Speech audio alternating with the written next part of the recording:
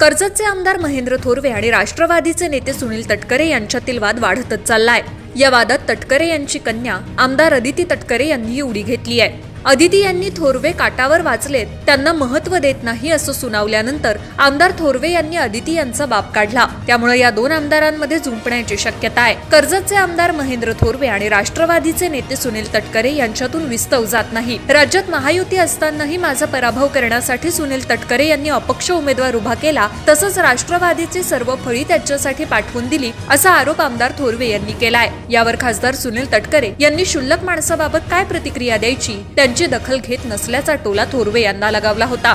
यानंतर आमदार थोरवे यांनी खासदार सुनील तटकरे यांच्यावरही टीकेची झोड उठवली। यावेळी शिवसेनेच्या तिन्ही आमदारांचं काम केलं नाही असं सांगतानाच तटकरे यांनी महायुतीशी गद्दारी केल्याचा आरोप आमदार थोरवे यांनी केलाय। त्यांनी गद्दारी केली आहे तर त्यांना रायगडचं पालकमंत्रीपद देण्याचा प्रश्न येतोच कुठे असा सवाल उपस्थित केलाय। आमदार थोरवे यांच्या या वक्तव्यानंतर सुनील तटकरे यांच्या कन्या श्रीवर्धनच्या आमदार अदिती तटकरे यांनी संताप व्यक्त करत थोरवे काटावर वाचलेत, कोण मंत्री होणार ते पक्षाचे नेते ठरवत असतात, जरा काठावर वाचलेत, थोडे इथे थोडं तिथे झालं असतं तर काय ती जागा कळली असती असा टोला अदिती यांनी लगावलाय। यावर मी काठावर पास झालेलो नाही, 5700 मतांनी मी निवडून आलोय, माझं मताधिक्य घटलं आहे ना, ते तुमच्या बापाचं पाप आहे असा पलटवार आमदार थोरवे यांनी केलाय। महायुती असतानाही जाणीवपूर्वक सुनील तटकरे यांनी गद्दारी केली असल्याचा पुनरुच्चारही त्यांनी यावेळी केला।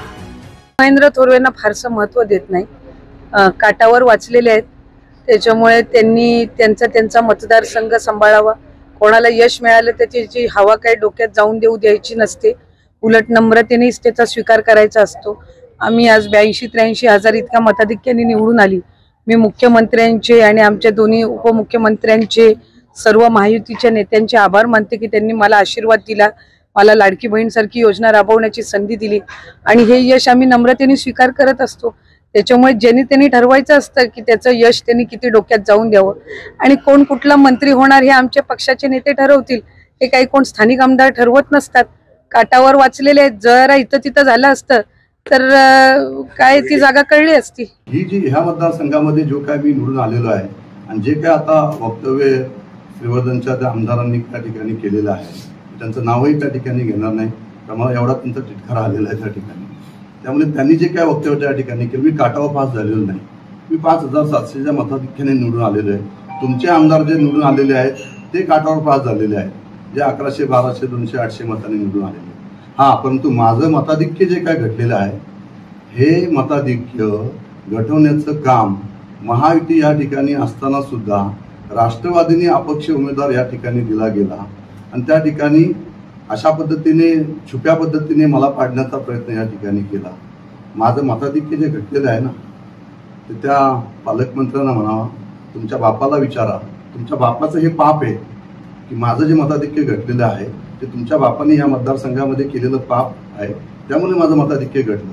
परंतु मी काटावर पास झालेलो नाही, मी 5700 मताच्या लीडने निवडून आलेलो आहे।